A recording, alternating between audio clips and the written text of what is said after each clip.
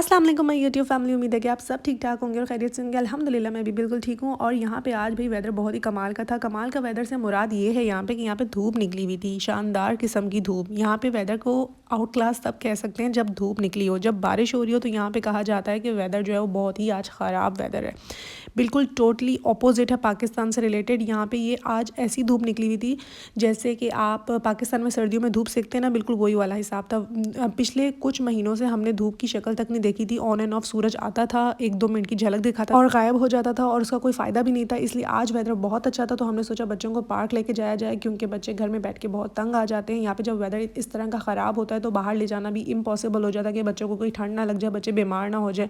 इसलिए कोशिश यही होती है कि जब वेदर बहुत अच्छा हो तो फिर बच्चों को बाहर लेके जाएं। और जब आज हम बाहर लेके बच्चों को पार्क में गए तो इतने लोग थे वहाँ पे पार्क में, इतने लोग थे। पिछले कुछ दिनों में जब हम लेके गए थे तो कोई नज़र नहीं आता था, लेकिन आज वेदर अच्छा होने की वजह से बहुत सारे लोग पार्क में आए हुए थे। तो मुझसे कुछ लोग जो हैं वो डीएम्स में आके एक ही क्वेश्चन बार बार करते हैं कि हम यूके कैसे आए, हम यूके कैसे आए, हमें प्रोसेस बता दें। मैंने अपनी पिछली सारी वीडियोज़ में पूरे प्रोसेस जो है वो डिटेल में आप लोग को जो है वो डिस्कस की आप लोग के साथ। आप उनको चाहें तो जाके मेरे चैनल पर जाके नीचे आप स्क्रॉल करके आप देख सकते हैं, नहीं तो मैं डिस्क्रिप्शन बॉक्स में उनका लिंक्स भी आपको अटैच कर दूँगी ताकि आप लोग को परेशानी ना हो। और कुछ लोग ये भी सवाल करते हैं कि यूके आना हमारे लिए बेटर रहेगा कि नहीं रहेगा। हमें 1-2 लोगों ने तो मुझसे ऐसे क्वेश्चन किए कि मेरे हस्बैंड को इतनी पे हो रही है और उनको स्किल वर्कर का वीज़ा मिल रहा है, तो ये क्या वर्थ है कि नहीं है। तो बात सबसे पहले ये है कि सब ने जो होते हैं वो अपने मुताबिक सोचना होता है और अपने मुताबिक डिसीजन भी लेना होता है। मशवरे इंसान बहुत से लोगों से करता है, लेकिन उसकी डिसीजन पावर उसके हाथ में खुद होती है। उसने खुद फैसला करना होता है और उसने सबसे पहले अपनी सराउंडिंग्स को देखना होता है, अपने सर्कमस्टेंसेस को देखना होता है कि हम इतने चीज़ों के मुताबिक हम सर्वाइव कर पाएंगे कि नहीं कर पाएंगे। यूके की गवर्नमेंट हर दफ़ा रूल्स में चेंजेस लेकर आ जाती है और मार्च और अप्रैल से जो है वो कुछ न्यू रूल्स जो हैं वो इम्प्लीमेंट हो रहे हैं।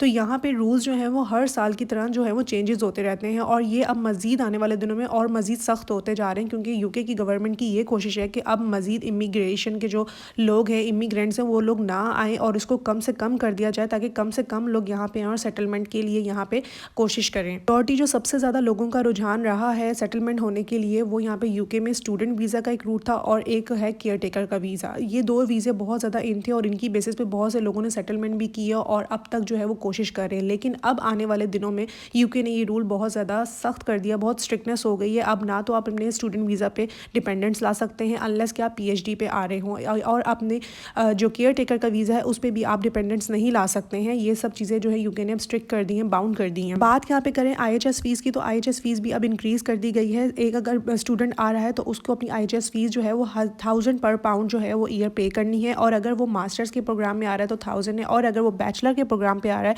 तो उसको 4000 पाउंड पर ईयर जो है वो पे करना होगा। इसी तरह अगर कोई बंदा स्किल वर्कर वीज़ा लेकर आ रहा है तो उसको, और वो मेन एप्लीकेंट है, तो उसको अपनी IHS फ़ीस जो है 5 साल की 5000 पाउंड जो है वो पे करनी है, और अगर जितने उसके साथ उसके डिपेंडेंट्स आ रहे होंगे उसी तरह उसकी भी उनको उतनी ही पे करनी पड़ेगी। ये सारे रूल्स एंड रेगुलेशंस जो हैं वो यूके ने सिर्फ इसलिए इंप्लीमेंट किए ताकि मजीद इमिग्रेंट्स जो हैं वो अब यूके मूव ना करें, मजीद लोग जो हैं वो यूके ना आए, क्योंकि ऑलरेडी इतना क्राउडेड हो गया, इतना ज़्यादा लोग आ गए हैं। तो इसलिए अब वो चाहते हैं कि ये चीज़ें कम से कम हो। रिस्ट्रिक्शंस दिन ब दिन लगती जा रही हैं, दिन ब दिन न्यू रूल्स अप्लाई होते जा रहे हैं। ये रूल्स एंड रेगुलेशंस जो हैं वो दिन ब दिन चेंज होने वाली चीज़ है और ये चेंज होते रहेंगे, बदलते रहेंगे। ये आपका अपना डिसीजन है कि आपको ये वर्थ इट लगता है कि नहीं। अगर तो आप सेटल्ड हैं पूरे किसी भी अपनी कंट्री में, वेल सेटल्ड हैं, आपके पास हर चीज़ है दुनिया की, आसाइश है, फैसिलिटीज़ है, लेकिन फिर भी आप चाहते हैं कि आप यूके आएँ, इवन कि आप हार्ड वर्क नहीं कर सकते, तो मैं आपको यही रिकमेंड करूँगी कि प्लीज़ मत आएँ। हाँ, अगर आप हार्ड वर्क कर सकते हैं, अगर आप बहुत मेहनती हैं, आप हर काम कर सकते हैं यहाँ पे आके, तो फिर वर्थ इट है कि आप यहाँ पे कुछ बन जाएंगे, कुछ बना लेंगे अपने आप को।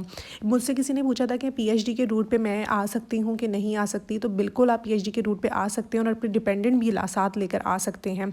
लेकिन अगर मैं आपको यही कहूँगी कि अगर आप बैचलर करने आ रहे हैं तो प्लीज़ बिल्कुल मत आएँ, क्योंकि बैचलर करके आना यहाँ पे बैचलर करने के लिए आना जो है वर्थ इट नहीं है कि आप इतना ज़्यादा यहाँ पे फीसेस ही देते रहेंगे। हाँ, मास्टर प्रोग्राम यहाँ पे 1 ईयर का है, वो वर्थ इट है, आप मास्टर पे आ सकते हैं और 1 साल 1.5 साल गुजरते हुए पता नहीं लगता, वो फ़ौरन से गुजर जाता है, उसमें आपकी फीसेस निकालना थोड़ा ईजी हो जाता है। फिर सबसे बड़ी बात कि अगर आप यूके मास्टर प्रोग्राम पे आ रहे हैं तो आपको यूके की डिग्री की वर्थ होती है जो आपकी पूरी दुनिया में मानी जाती है। आप अगर यूके सेटल नहीं भी होना चाहते और स्टडी रूट में आना चाहते हैं तो आप किसी भी दुनिया के मुल्क में जाके अपने आप को मनवा सकते हैं, आप जाके कहीं भी जॉब कर सकते हैं, क्योंकि यूके की डिग्री वर्ल्ड वाइड रिकॉग्नाइजेशन की जाती है उसकी। जो लोग मुझसे ये पूछते हैं कि यूके आना 2024 में वर्थ इट है कि नहीं है, देखें हर कंट्री के अपने प्रोज एंड कॉन्स होते हैं, तो ये आपके अपने ऊपर है कि आप अगर यहाँ पे मेहनत करने वाले हैं, आप यहाँ पे अगर सर्वाइव कर सकते हैं तो आपको लाजमी आना चाहिए। आपको एक चांस लेना चाहिए था कि आपके दिल में कभी भी ज़िंदगी में ये खलिश ना रहे, ये मलाल ना रहे कि मुझे एक अपॉर्चुनिटी मिल रही थी और मैंने उसको अवेल नहीं किया, उस चांस को मिस कर दिया। मेहनत करने वाला बंदा होता है ना, वो यूके में भूखा नहीं मरता, उसको कोई ना कोई जॉब लाजमी मिलती है और वो कुछ ना कुछ बन जाता है। अब साल में वो इतने पैसे कमा लेता है जितने इंसान पाकिस्तान में रह के नहीं कमा पाता। पर एट दी एंड ये आपकी टोटली अपने ऊपर है कि आप चीज़ों को किस तरह से लेके चलते हैं। उम्मीद करती हूँ आपको मेरी आज की वीडियो इन्फॉर्मेटिव लगी होगी। अपनी राय का इजहार करना बिल्कुल मत भूलिएगा। जाते जाते मेरे चैनल को लाइक, शेयर और सब्सक्राइब करना बिल्कुल भी मत भूलिएगा। मुझे दुआ में याद रखिएगा। मिलेंगे अगली वीडियो में, तब तक के लिए अल्लाह हाफिज़।